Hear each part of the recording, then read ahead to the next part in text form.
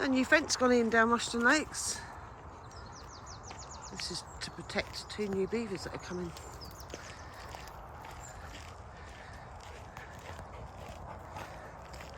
And they are lovely, look at that. Look at that little face. Cute. So why are we bringing beavers back? We're very excited to be bringing beavers back to Northamptonshire after an absence of 400 years. We've been granted the licence to reintroduce a pair of beavers into Delta Pit. Before they can be released, we need to construct a fence which will contain them in the immediate area around the lake and carry out some tree management. Beavers became extinct in Britain on the 16th century after being persecuted, but they are now making their way back thanks to a series of careful managed reintroductions. That's really sad. Across the UK, conservationists are not just bringing back a species, we're restoring an entire lost ecosystem. Beavers, known as ecosystem engineers, reshape their environments, helping to create diverse wetlands which benefit a range of other species. Here at the Nen wetlands, we hope that their presence will mean more dragonflies, birds, small animals and fish. These amazing animals also tell an exciting story that will help inspire a new generation of wildlife lovers. We hope to engage local groups and schools in the project, as well as encouraging visitors to Rushden Lakes to think about how we can all do our bit in bringing wildlife back. There's a little map there. Nice. Here he is. So yeah, they've put this all the way around. Keeps them all in, and then if you look through there, they've cut the hedgerow back a bit, makes it a bit more accessible at the back there. Nice, good thing to do. Goes all the way up. Right, we'll go all the way around, I suppose. Keeping the 2 inside there. Lovely. Nice early morning walk this morning. Out the door at 5:30. I was hoping it was going to be a bit sunnier this morning. I wanted to catch a sunrise, but a little bit grey. I think the sun comes out for a couple of hours, but I don't think it's predicted to be a great day weather-wise. But yeah, nice early morning walk. Little trip to Costa before I got there. Have a latte to get me going. Ta-da! But it's calmed down a little bit down here with the, well, they've placed more of the logs and stuff that have been cutting down with the trees. So there's not so much sort of sprayed out down here. All this area here is clear. That was all full of logs where they'd cut the trees down, but that's all clear now. Oh, it don't look too bad. The sign up there, lovely signs. That's just about the conservation work.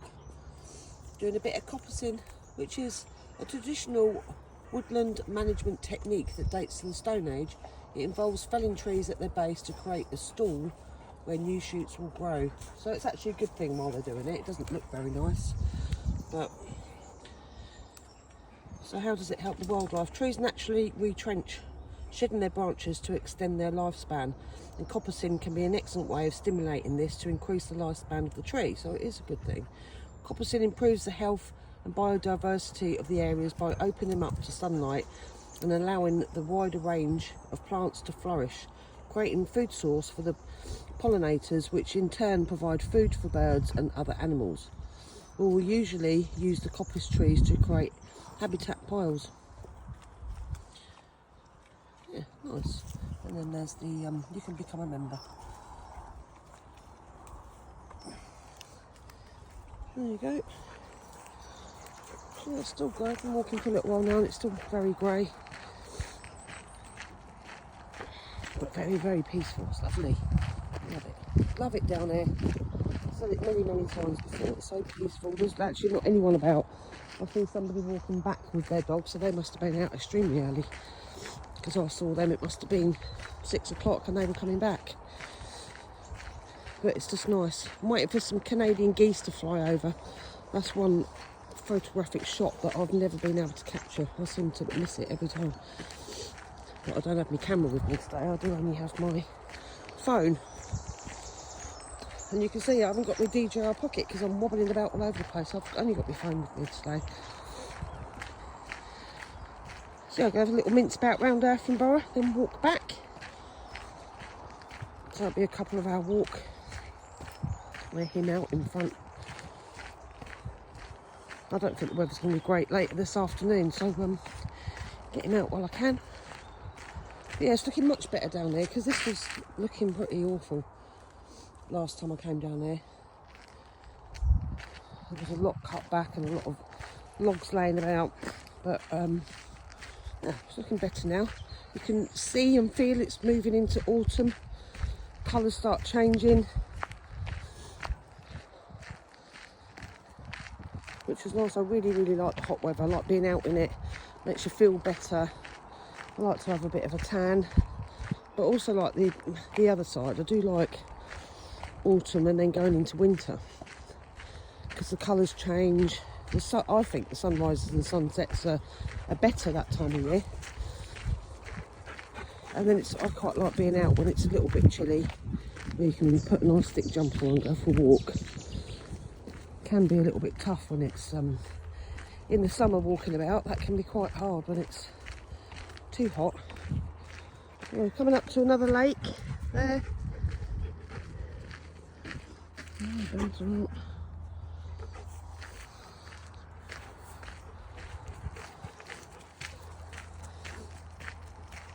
Here's another one of our signs, look.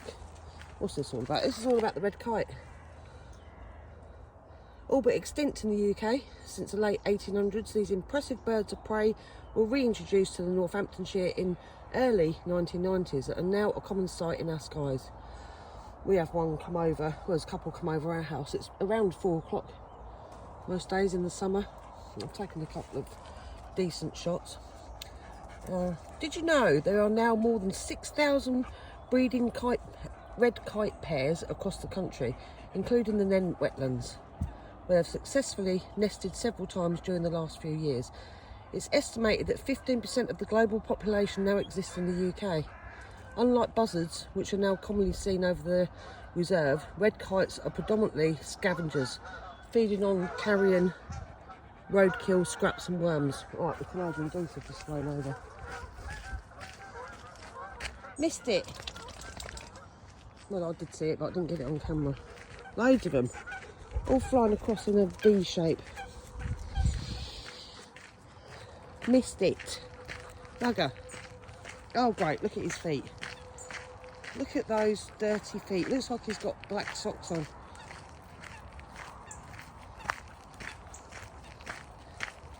Mr. Barnes. Where have you been? Where have you been? Look at them feet. Sit. Where have you been with them dirty feet? Yeah. Monkey. Right, we'll keep going. We'll go past another couple of lakes before we get into Irthlingborough. Hopefully the geese will fly back again. A kick. So we've got a latte from Costa Coffee for the drive-through. So now I'm walking about with the cup, because there's no bins. There's no bins anywhere around here. Now, I sort of get it, because people are stupid sometimes, aren't they? People do silly things. And I suppose there is a bit of a risk of people setting bins on fire, because that's what people do. But it does encourage people to throw things like this into places like that, because I don't really want to be carrying it about. Obviously I'm not going to chuck it in there, but there is not one bin. There's poo bins, but it's not really for a Costa Coffee cup. So there are bins, like poo bins, but they're very few between as well. So we need some bins, please, for our litter.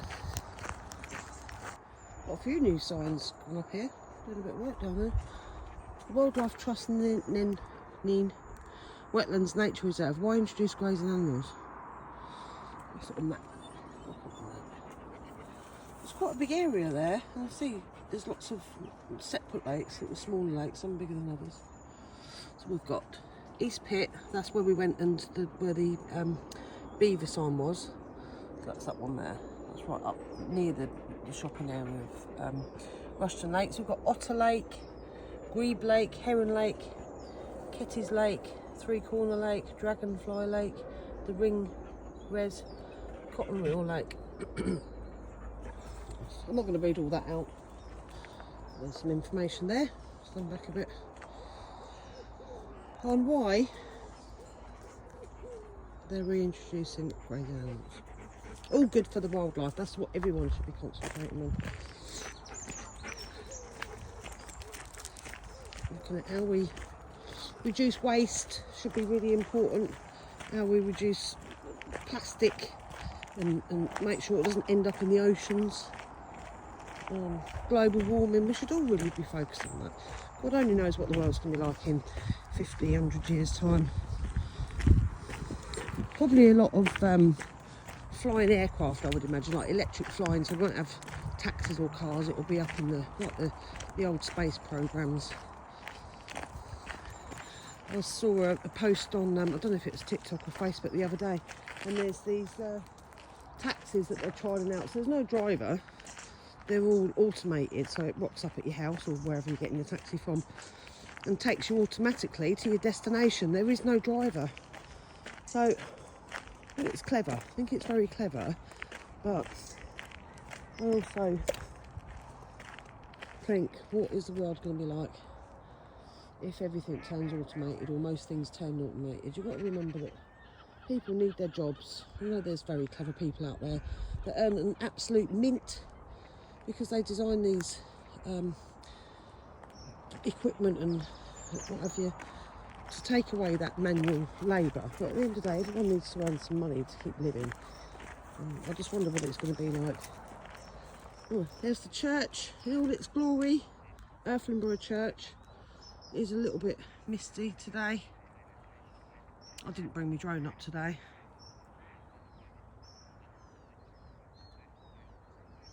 Well, the reason I didn't bring my drone is because I took a load of photos and videos at work on it yesterday, taking a few photos of the site because we keep upgrading the site, and then each time there's a bit added or a bit removed, I'll then do upgraded shots for the business, because you can pay a lot of money for drone footage.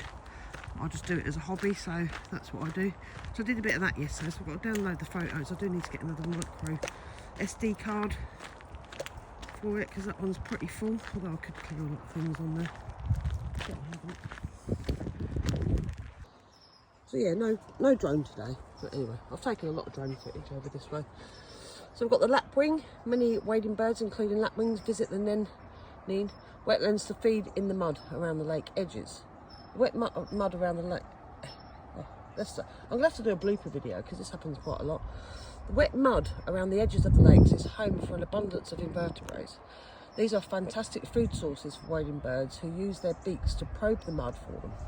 Many of these birds are winter visitors, but some remain each year to breed on the islands of the lakes. Wildlife Trust BCN has carried out reporting works in this area, creating scrapes, ditches and shallow-like edges, so that there are always muddy areas available for birds who feed them. That's coming from Rushden Lakes, that's where I've just walked from. We can go up this way, and that is Higham. We can go this way, and that's Stanwick, but we're going this way, which is Irthlingborough. So this is at the crossroads. Again, there's a signpost, so we're going to Irthlingborough, which is half a mile. So it is about a mile from where I was when I said it was going to be about a mile. Old railway line. You're currently standing on what was once the Northampton to Peterborough railway line. Did you know?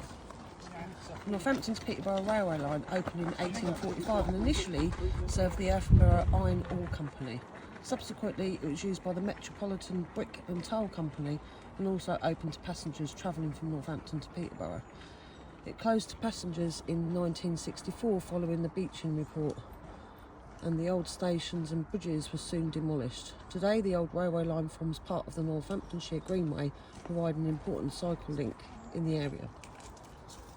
The hedgerows that have grown up alongside are fantastic habitat for the insects and birds, including warblers in the spring and summer, and fieldfare and redwing in the winter.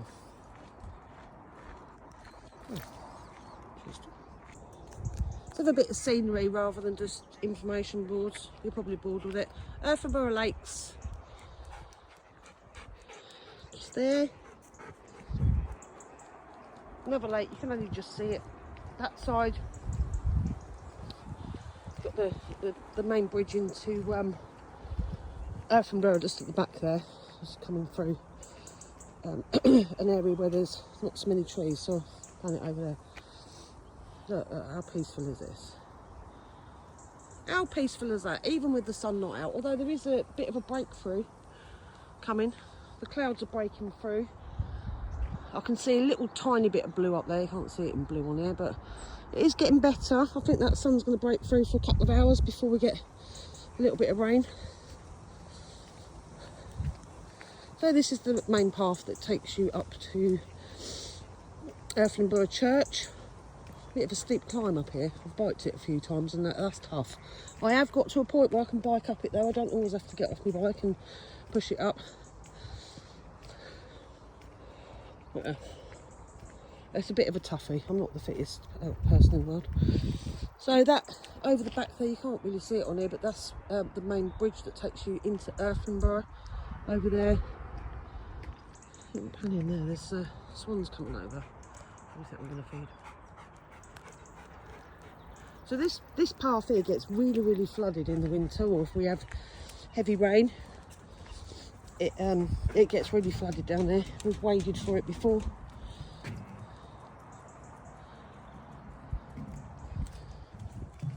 It comes right across the path, quite literally, and it's probably maybe even just above your ankles, that sort of height, so it does get really flooded. There's a few more people starting to emerge now.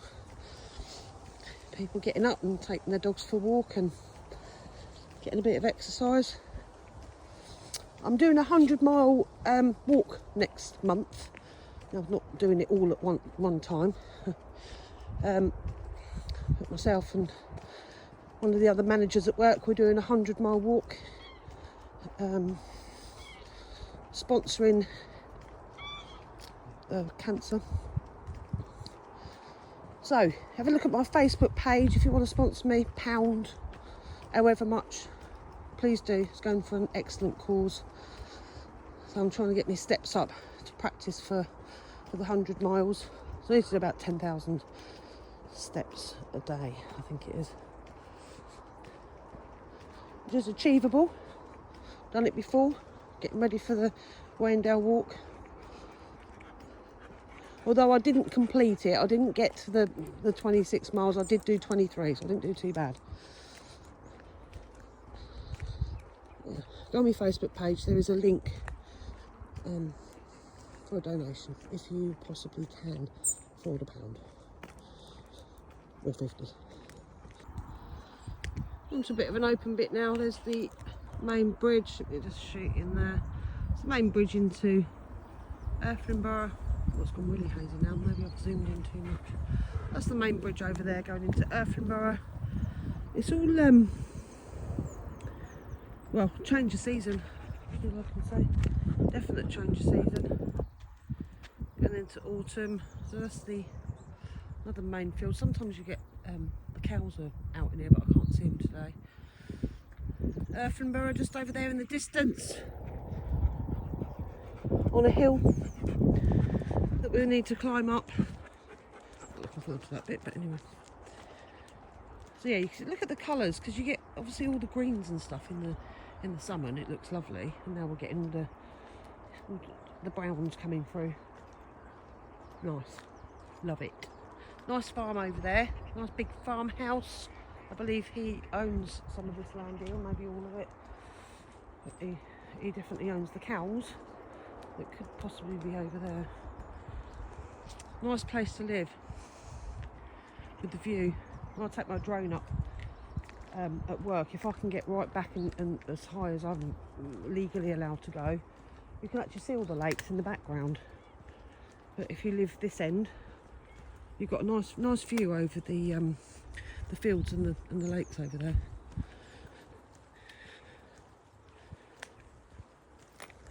So we're just coming up to the church, the steep hill to the church. I'm exaggerating there, it's not steep really, I just seem somehow to struggle with it. The church is just about to pop out behind this bush. There it is. Nice at night when it's all lit up.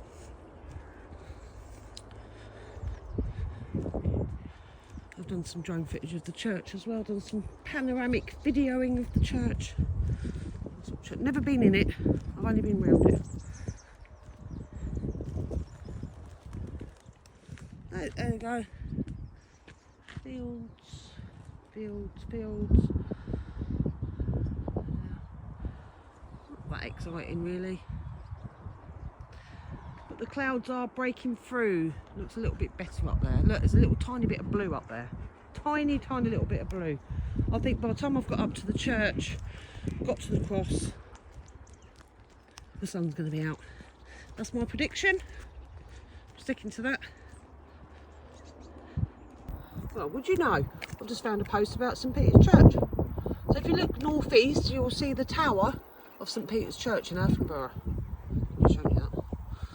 This distinctive lantern tower was erected around 1400. Excuse me. Before the Nen Valley was bridged or drained. In those days, a river ford was the only way to get between Irthlingborough and Hynd Ferris, and thick fog was a commonplace above the marsh.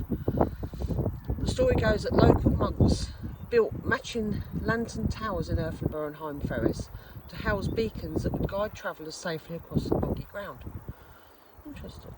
So yeah, so that's obviously Irthlingborough, and then so they'd come across, which would be boggy marsh, because you can imagine what that's like. And then Hynd Ferris is literally just down the bottom there. I'm going to do a bit more research on that church in that area, I think. 1400. And you look at these buildings that they've built hundreds of years ago, still standing. Some a little bit, have bits missing on them, but quite incredible really that they've been built that long ago. And then you get these new houses that they build these days where people complain and you get cracks in the walls and all that sort of stuff. It makes you wonder really. It should really get better, shouldn't it, with age, as in the architecture and just the way people do things. You'd think would get better. I mean, look at the pyramids. How old are the pyramids? And they're still standing. And yet some of these new builds are shocking. And you've got walls that, our walls at home are absolutely dreadful. You put a bit of wallpaper up and you can't get the wallpaper straight because the walls aren't straight. And you'd think that over time things would improve, and I think we should start building stuff as like the Egyptians used to do it in some of these old churches. They're just amazing. I just love standing in front of something that's so old, and when you can touch it and know that that's stood there for so long. I just love it. I don't know what draws me to it, but I didn't do history when I was at school. I chose geography, and I do wish I chose history, but I'm glad I've picked it up now. Do a lot of research on places before I go and see them. Little burnt out scooter there. Nice. Good for the environment. Shocking. I bet someone's stolen that and then set it on fire, and then you've got all this leftovers here wrecking the path. Nice. Tell you what, unbelievable what some people are capable of doing. So yeah, back into the history of stuff. I love it. I like local history. I don't actually come from Rushden. I come from Bedfordshire, and that's got its own local history in there. But there is a lot in Northamptonshire. Lots of history. I've started looking a little bit further afield now, towards Peterborough way. I need to look into more in my hometown, see what else is around there. But there's some lovely places in Bedfordshire. All the places. There's two little ducks.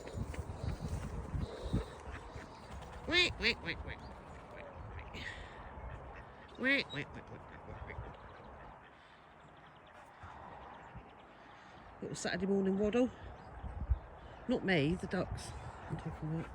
Not be cheeky. Right, off we go to the church. Just gonna have a little gander.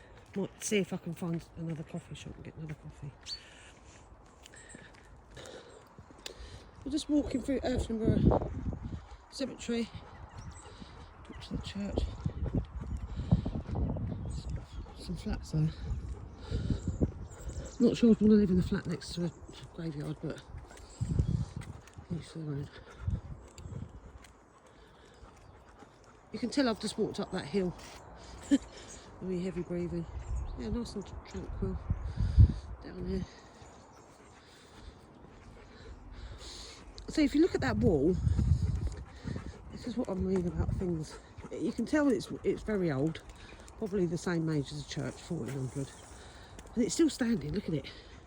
And if you look at how they've built it, it's just really slabs put together, slabs of stone put together. Not even bricks that have a uniform shape and size. They're all different sizes.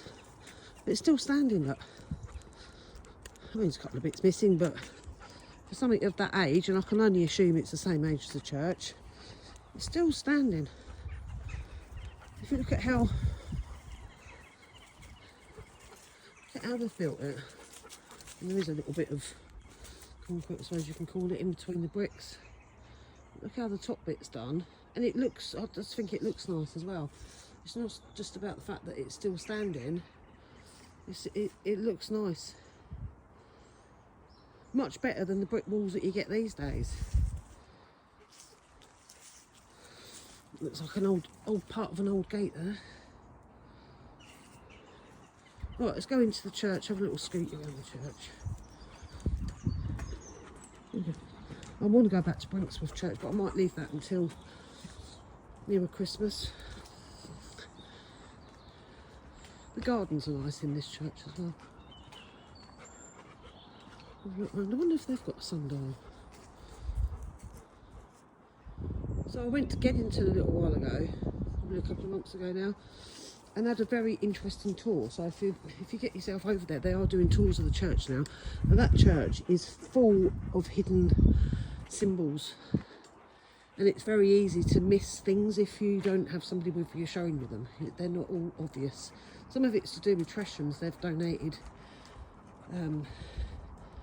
things to the church, and they've all got symbols in them, similar to the triangular lodge. Now, if I hadn't have had the tour with the vicar that I did, I wouldn't have known that just outside the church there's a hole in the side of the church wall, and she showed me it, and people used to put things in it like a pen or a pencil, and that was the sundial, and you can just see a faint part of the sundial still left on there. But that's how they used to tell the time. If they didn't have clocks in the village, they'd stick a pen or pencil into the side of the church, and that would give them the time. And I wouldn't have seen that if she hadn't have pointed it out. I would have missed that. And then I went to, now where did I go? There was another church I went to, and they also had one, and I looked out for it deliberately because I thought I'm going to miss it if I just carry on walking. So I deliberately tried to find it, and I found it at the side of one of the walls. So I'll have a quick look around here. But look, doorways. Look at that.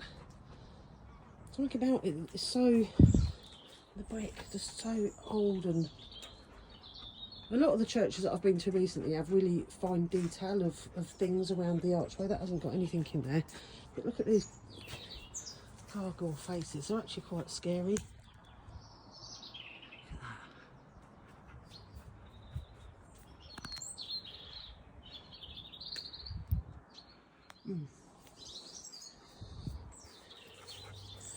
An old tombstone here. What name has that got on it? Charles Martin. December 18 something. That's cut off. There's a lot of old tombstones here. Let's get out of the way here because have a bit of respect for the dead. But yeah, nice church. It's not open, that's for sure. So lovely at night, has all lights around it. Looks nice. Right, we're going to walk up to the cross now. Go and have a look at that. Not sure if there'll be any information on the history of it at the actual cross, but I will do a bit of research on the town. Look, what's the market? The market's on. Irthlingborough Market. Irthlingborough Market. What's the other side to it? That's the church. Right, let's make our way over to the cross. Let's just stop right over. There's the cross. Oh, can you hear the church bells ringing in the background? Church is just there. Hear the church bells, nice. Yeah, so this is, I read up about this. I don't know, the other day when we come home. Very old. Very, very old. It's got them, I don't know what to call them. Got those bits on the side of it. There you go, first erected 1300. Look hell, that's older than what we say in the churches.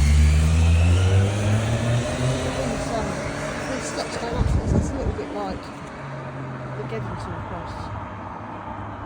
The Landers Cross, it's got steps like that.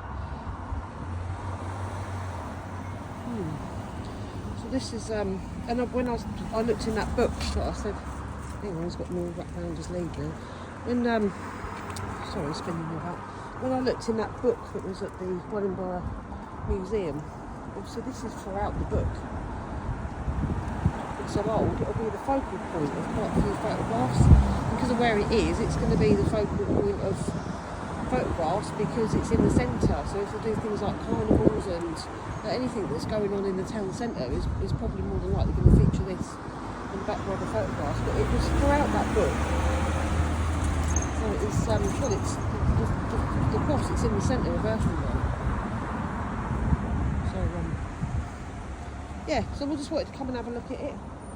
I've just bought Danny's rabbits and proper carrots from the market stall with the heads on. They love them. I just bought some of them, so that will go down the treat. Now I'm going to start walking back to Rushden Lakes. Not to actual Rushden. Back to my car. And I'll get home. I used to say that actually when I bought these carrots, the bloke on the market stall said the weather's going to change dramatically this afternoon, so get home before that starts. Just want to have a quick look at this post office. So that's in the it's probably got a lot of history behind it as well. Oh, hang on, there's a board over there. Let's go and have a quick look. Let's go and have a look at this board. What does this tell you? The Battle of Waterloo in Irthlingborough. Oh, what we got? So it's got the schools in the High Street. 1705, Methodist Church, 1808, 62 to 64 High Street, 18th century houses, Blacksmith's Cottage, Home, St Peter's Parish Church, 14th century, we know that, the Tower, Old Cemetery, the Cross, 13th century.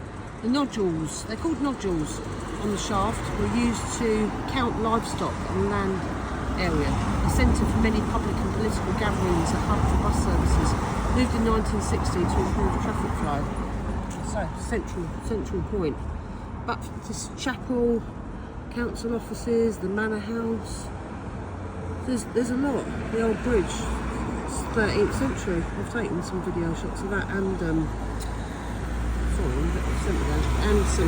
drone footage of that. And then the station, Irthlingborough Station was formerly a railway station for Northampton and Peterborough line, opened in 1845, and in 1846 it became part of the London and North Western Railway. Where's that station then? Where's Irthlingborough Station? Oh, here we go. Station Road. A town full of history.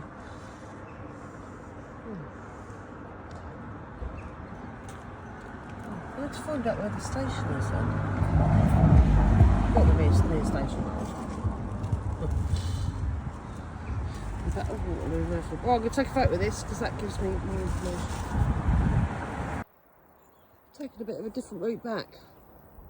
Diverted off. There's a little place there and I don't know, it could be private. I imagine it's private. An old dove house there. Don't know if you can just see that there. It's pretty old. So yeah, I've taken a different route home. So this takes me down alongside Irthlingborough, just the back of Irthlingborough there with the houses. So I'm walking across the field now, rather than going up and across to join up to Stanwick Lakes. I'm walking the field way, see what's down the back here. I've not walked down this way before. I've cut through housing estates that takes me right up to the top of Irthlingborough, and then I walk down the pathway, but I've not actually cut across it from that end of Irthlingborough to the other. Another sign there, which is the same one that was up the top, just explaining why they're introducing grazing animals. There's an allotment there. My dad used to have an allotment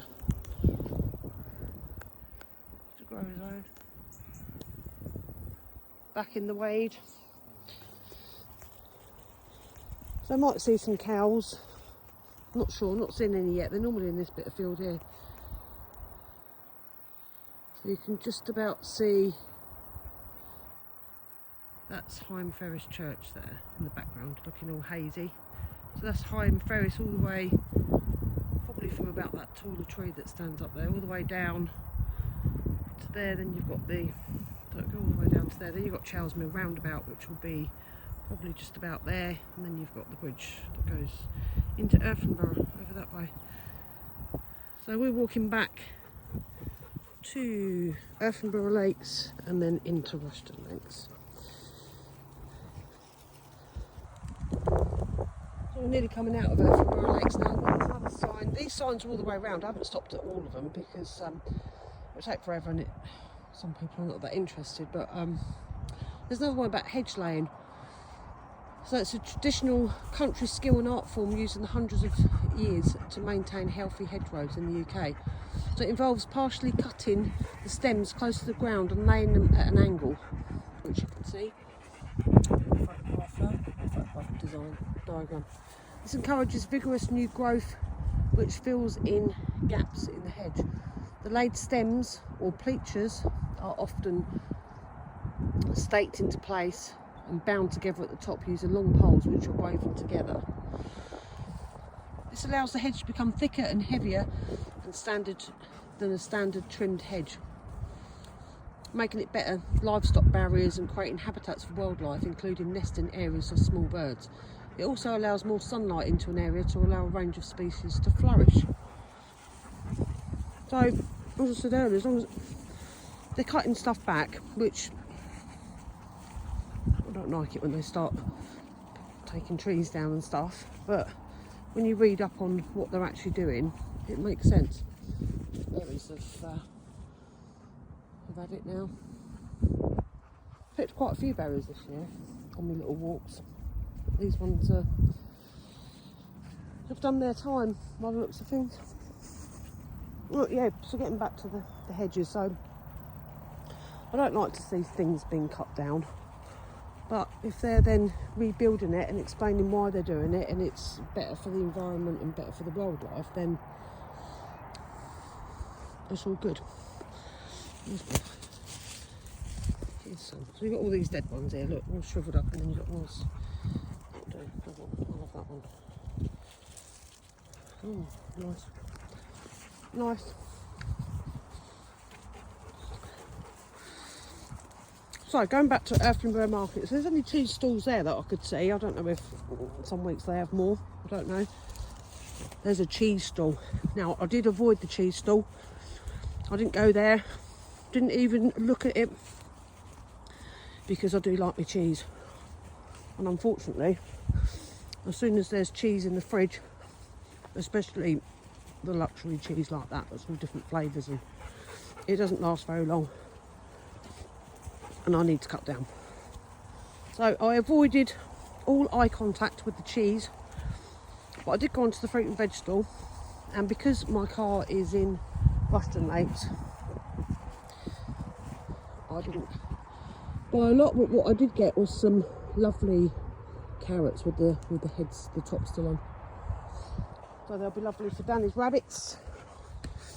But yeah, it's quite tough carrying because I bought 4 big bunches, and now I've got to carry them back to the car, but never mind, it'll be worth it when I get there. Right, do not go in there. No, flipping hell, imagine, look at that, look at the state of that. Flipping hell. Right, come on, you are not going in there. No, move. He sniffs water out.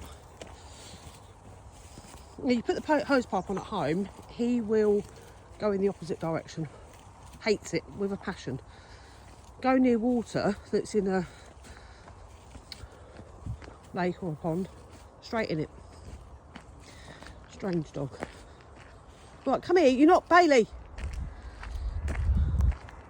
Right, so this is Irthlingborough Lakes. That way takes you to back down to the back end of Irthlingborough. So the Ditchford end of Irthlingborough, that end.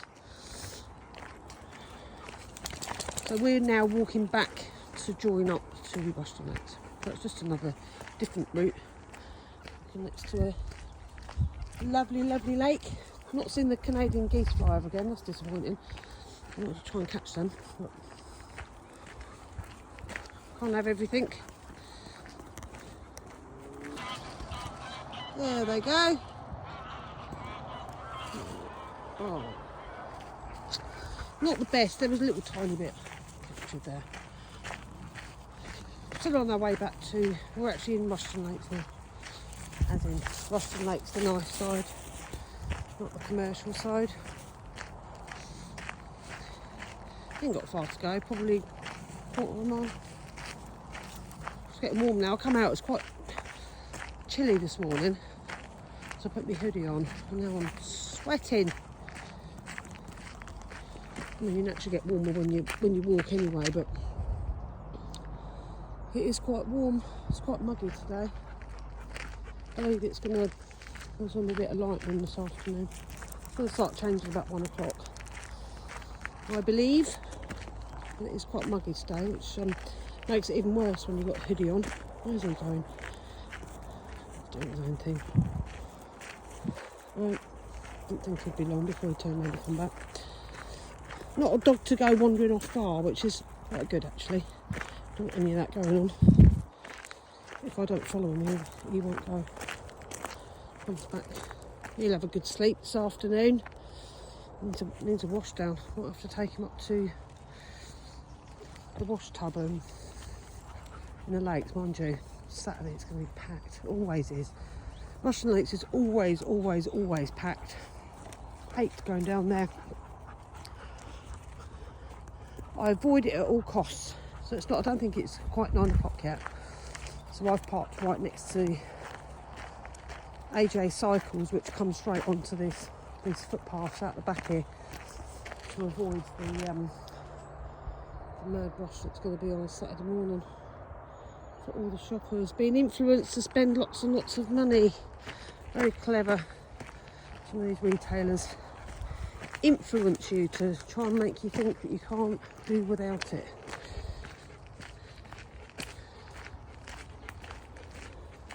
So I've done about 6 miles today. That's not bad on a Saturday morning before 9 o'clock. This is nice. I love this bit. This is nice on a winter's morning, looking over this when it's misty.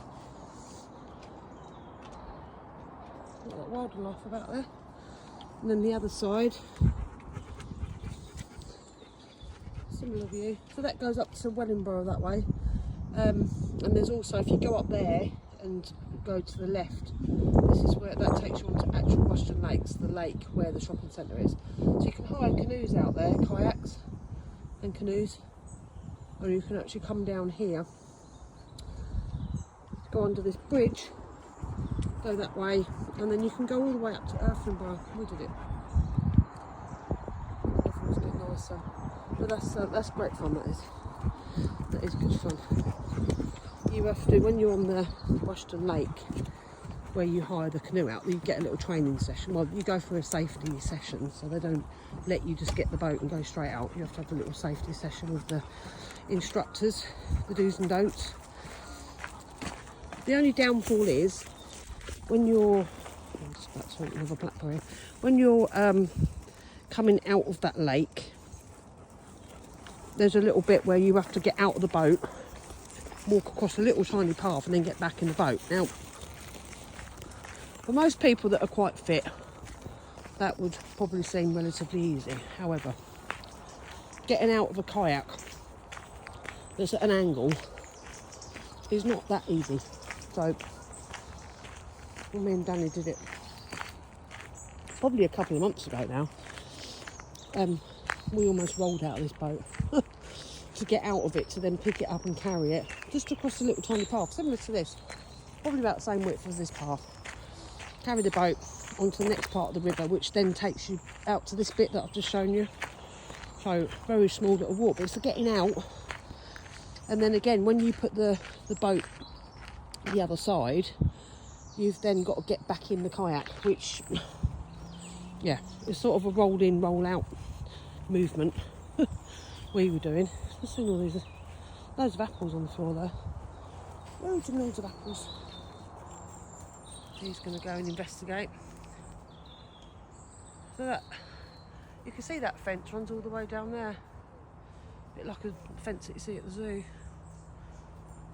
He's going over there to look at the apples. Look at the state of him, needs a good bath. Right, come on, we're going back to the car now. So yeah, good fun to get a boat out. And you can actually buy a kayak off of Amazon. They're not that much money. You can get a decent one for about £100. Quite a nice little hobby. I think you have to be careful. I don't think you can just go on any part of the water. I think you've got to be careful. I don't really know the rules because I've not looked into it, but probably nice little hobby. Something nice to get for the summer months, going up and down the river on a kayak, and then you haven't got the cost of renting one out, but depends how much you're going to use it, I suppose, to see if it's worth getting on. Anyway, back off to the car. Right, before I log off, let's just have a little look through here. This is where I was earlier today when we were looking. So if you look through here, again, I've taken loads of photos. Getting a little bit overgrown now. Probably needs a little bit of a trim back, but you can see where they're setting up for the beavers. But that's a nice view, and it's quite an interesting view as well, because as the seasons change, as the lighting changes, there's a massive change in the way this looks, which I suppose is pretty obvious really, but the colours change so drastically across there, depending on what time of day you come up, depending on what the weather's doing, depending on what the season is, and it almost looks different every time I come up here. Anyway, that is the video for today. He's going to go and have a nice bath because look at the state of him. I'm going to go home and have a shower, have a cup of tea, and then it's chill out time. Anyway, over and out for today. Ta-da.